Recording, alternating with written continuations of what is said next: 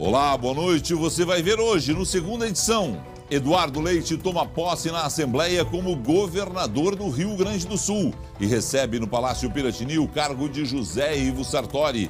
Em discurso, ele disse que irá adotar medidas emergenciais para reduzir o tamanho da máquina pública nos primeiros 100 dias de governo e prometeu já para amanhã a assinatura de decretos para contenção de gastos e de pessoal. Volta da praia e de Santa Catarina tem ainda pelo menos 100 mil veículos para retornar à região metropolitana hoje pela Freeway. No acostamento da rodovia, os flagrantes de imprudência no trânsito. Previsão do tempo e alerta de temporais para a região sul e campanha. Chuvas isoladas podem atingir todo o estado por causa do calorão. Aqui na região metropolitana, hoje a temperatura chegou aos 38 graus em Campo Bom e persiste a previsão de máximas acima dos 40 graus amanhã. O SBT Rio Grande, segunda edição, está no ar.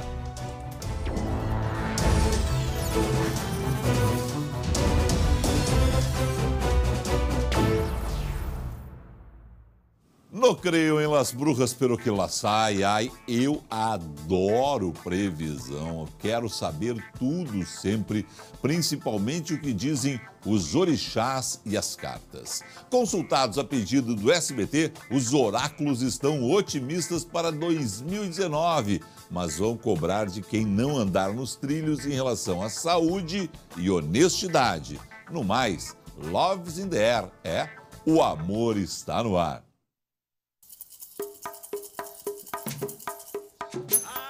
Em 2019 é regido por 2 orixás.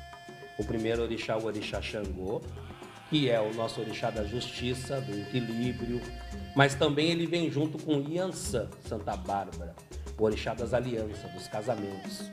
Então, 2019, no sentido relacionamento, é um ano positivo para namorar, para noivar, para casar, porque Iansã vem com força total nesse sentido. Então, é o ano de botar a aliança no dedo.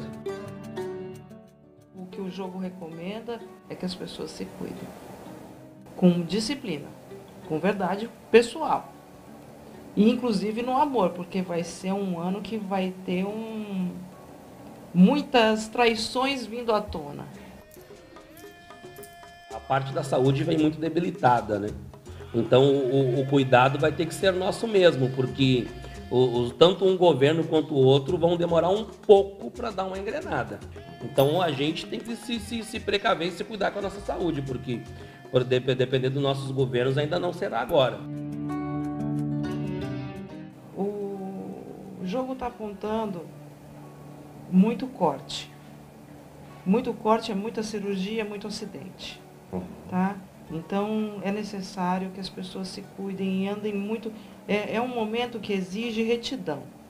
Retidão consigo e retidão com a sua saúde e no seu modo de estar no mundo.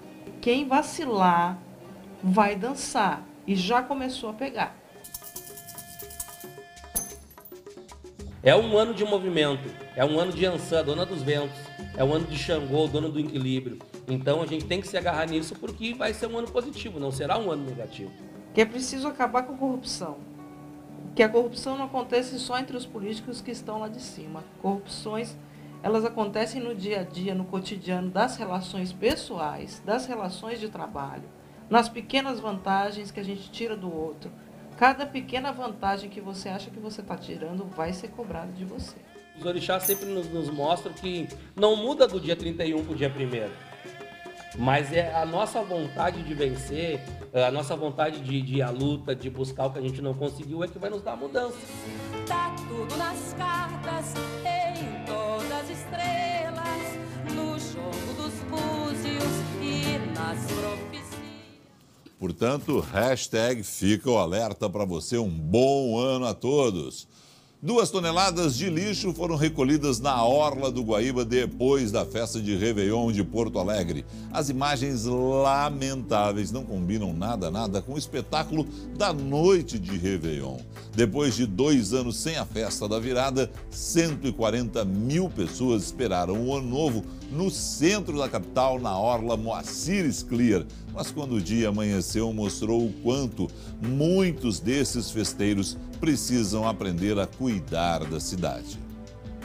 A ressaca da virada veio acompanhada de lixo na orla do Guaíba. Fora o que está dentro da água ali, que não vai ser retirado. Depois da festa, o gramado em frente ao palco amanheceu assim. Milhares de garrafas de vidro, copos e sacolas plásticas ficaram espalhados pelo chão. Custa trazer uma sacolinha, colocar o seu lixo dentro e levar embora. A prefeitura distribuiu 25 tonéis e 30 containers no local. 30 trabalhadores da prefeitura ficaram responsáveis pela limpeza na orla. O pessoal não cuida, né? Não ajuda a gente a colaborar nas coisas, né? Da sujeira, né? Podia colaborar um pouquinho, né? Foram recolhidas 2 toneladas de lixo. Cenário bem diferente de ontem à noite. A capital voltou a comemorar a virada de ano com música, fogos e festa. Foram 2 anos sem Réveillon. Para a realização do evento, a prefeitura apostou na parceria com empresas e foram investidos mais de R$400 mil. No palco de 140 metros quadrados, atrações para todos os gostos. A banda gaúcha Papas da Língua ficou encarregada de animar o público antes da contagem regressiva para a chegada do novo ano.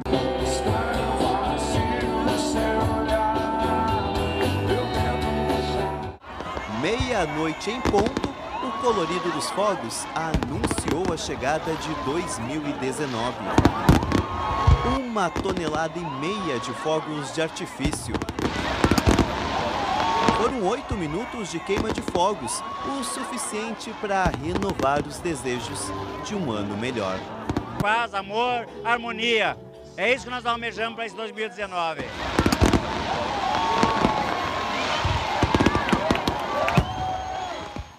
E tomara que todos nós tenhamos exatamente isso, né? Paz, amor, saúde e muita harmonia. Ano novo, novos governos. O novo governador do Rio Grande do Sul, Eduardo Leite, tomou posse agora à tarde. Daqui a pouco a gente conta os detalhes da transmissão do cargo. Mas antes, vamos exibir um trecho da entrevista que eu fiz com Eduardo Leite e ele disse como pretende garantir o crescimento do Rio Grande do Sul em meio à crise.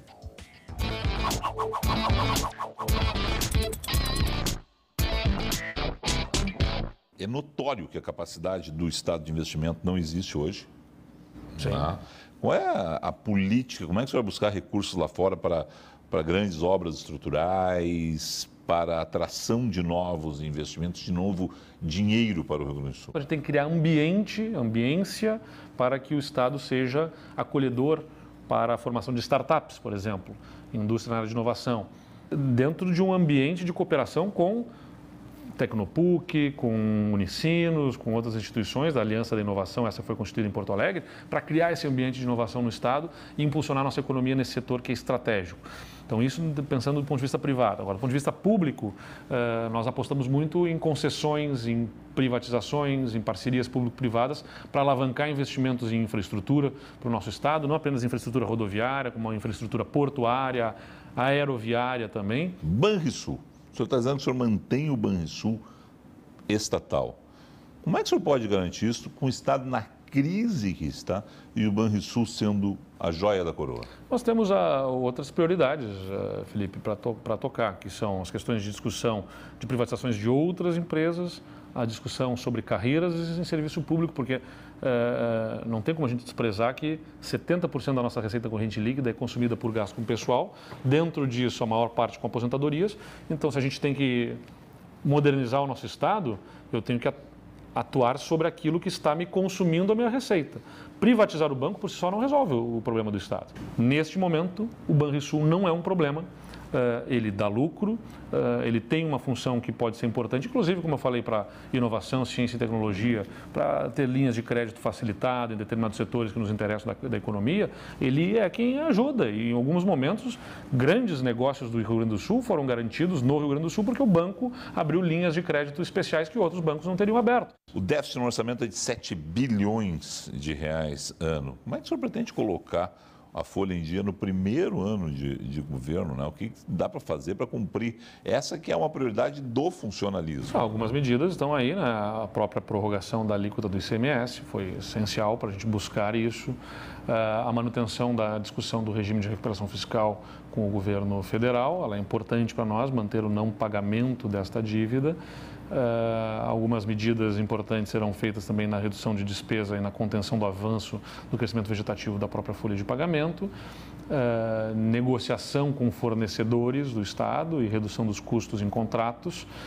Aí vamos ter que identificar, vamos dizer assim, né, a unha, segurando a unha o gasto público para conter aumento de despesas e ajudar no aumento da receita do Estado a partir de estímulo à nossa economia, redução de burocracia, viabilizar investimentos em parceria com o setor privado. Tudo isso, não tem uma bala de prata que resolva, Felipe. Não é, vamos fazer isso e vai pagar os servidores em dia. Não, é uma série de pequenas medidas que, concatenadas e articuladas e que vão necessitar de apoio da Assembleia também, vão nos ajudar a botar esse salário em dia. O governador Sartori disse que estabilidade do funcionário público é algo que tem que ser debatido no Brasil. Eu digo a mesma coisa há bastante tempo também, e eu sou de uma família de servidores públicos, mas isso não tira de mim a visão de que a estabilidade do servidor público ela causa problemas que desestimulam os próprios bons servidores, porque o bom servidor vê um colega que não se dedica tanto, que não comparece, que não entrega o resultado, recebendo a mesma coisa ou às vezes mais do que ele, é claro que isso significa desmotivação, desmobilização de serviço público. Isso é lei federal. Se proposto no Congresso, o senhor, mesmo de longe, vai apoiar? Acho que nós estamos num fórum dos governadores agora, nos encontrando com frequência, buscando nos encontrar pelo menos uma vez por mês, todos os governadores do próximo mandato.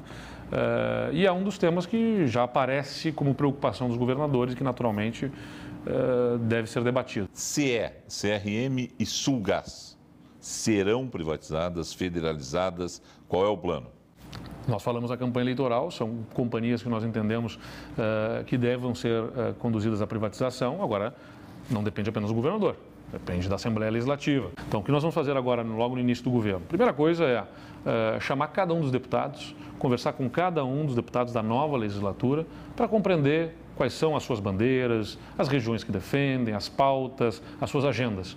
Porque eu preciso ter, assim como eles têm que ter a compreensão da legitimidade do meu mandato como governador e da agenda que eu tenho para o Estado, eu também tenho que compreender a legitimidade do mandato deles e da representatividade que eles têm em relação à população gaúcha. Eu sou um proponente da agenda como governador, mas o verdadeiro fórum das decisões é a Assembleia. Obrigado, senhor. Sucesso na missão. Muito obrigado, um grande abraço e um feliz 2019 a todos.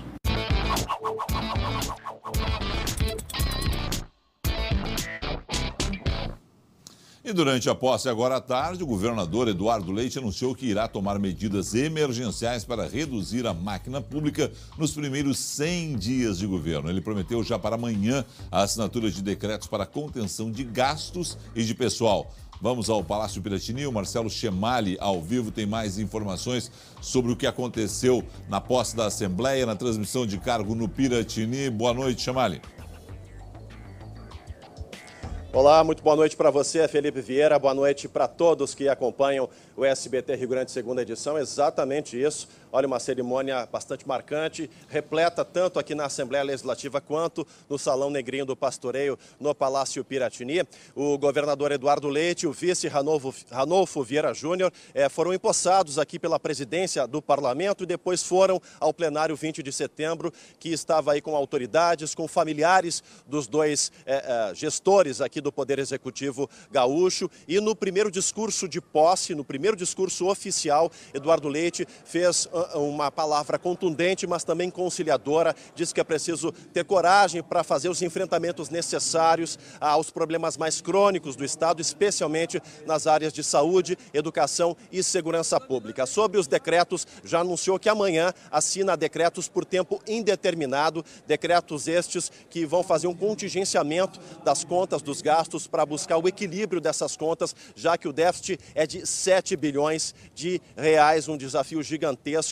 A meta do governador é colocar o salário dos servidores em dia até o final de 2019. Cerimônia que teve aí a despedida de José Ivo Sartori também, bastante emocionado. E agora Eduardo Leite está recebendo os cumprimentos de convidados. Enfim, a cerimônia já acabou, as pessoas já saíram do palácio, mas ele permanece. Falou para a nossa equipe que não descarta a possibilidade de morar no Palácio Piratini. Com você, Felipe Vieira.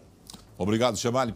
Eu conversei a respeito de morar no Palácio Piratini com Eduardo Leite, né? Ele me disse o seguinte: fica mais simples a vida para ele. Sendo solteiro, ele vai se deslocar menos e vai precisar de menos segurança. Até porque, se ele fosse morar em um apartamento, em uma casa em Porto Alegre, ele precisaria alugar casas.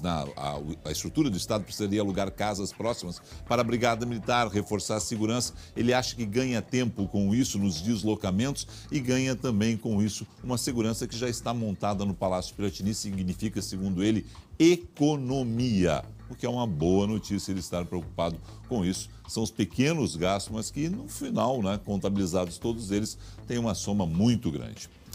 Daqui a pouco no SBT Brasil, a cobertura completa da posse do presidente da República, Jair Bolsonaro, em Brasília. Em instantes no SBT Brasil.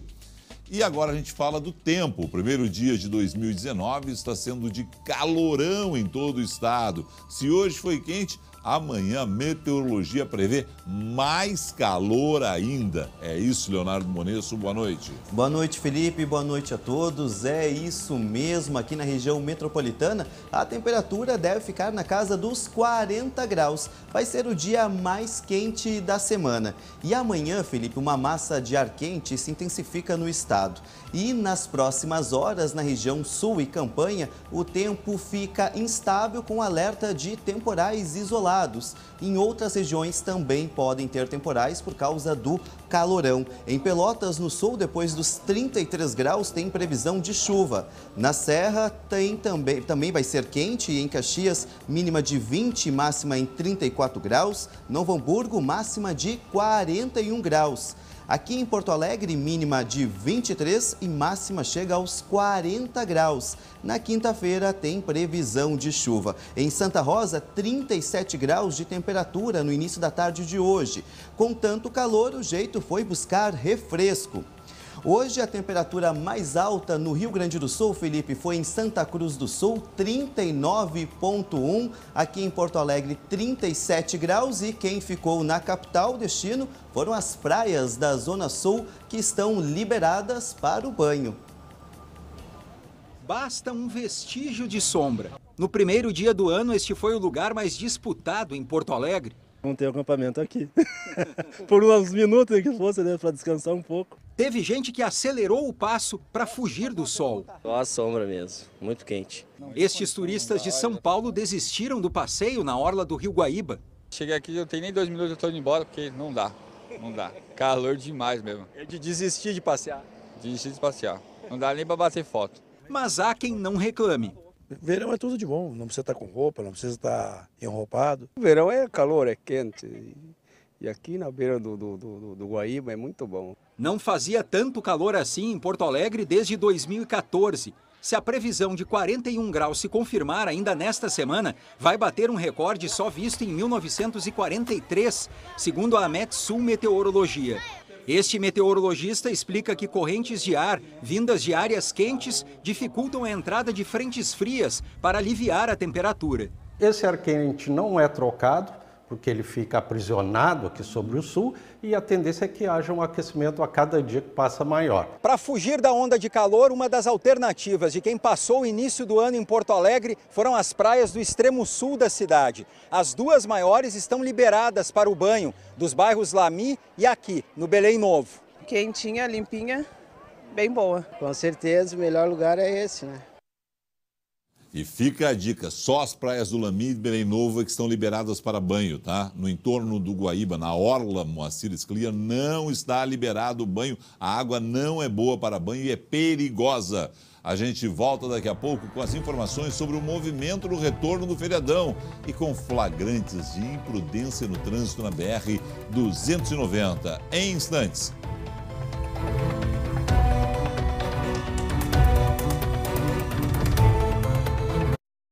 SBT Rio Grande, segunda edição. Oferecimento Sicredi, abra uma conta e descubra que gente que coopera, cresce. E Rede Clipe, simplifique, é Clipe.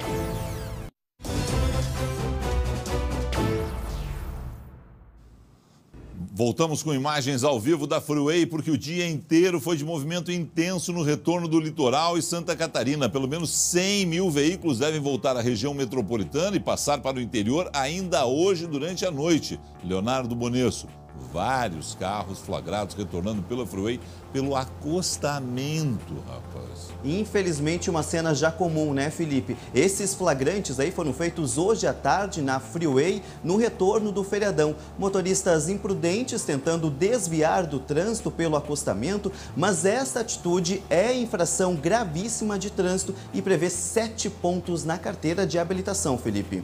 Se a gente flagrou, é óbvio que a Polícia Rodoviária também vai flagrar e esse pessoal vai doer no bolso deles, hein? Leonardo, obrigado a você aí, uma excelente noite e até amanhã. Valeu, boa noite a todos. A todo mundo que está no litoral nos vendo, então pensa bem se volta hoje ou se deixa para amanhã. A indicação da Polícia Federal é 4 horas da tarde para começar o retorno amanhã, tá certo? Mais notícias locais às 11h40 com o Marcelo Chemali no lugar do Marcelo Coelho. Tchau.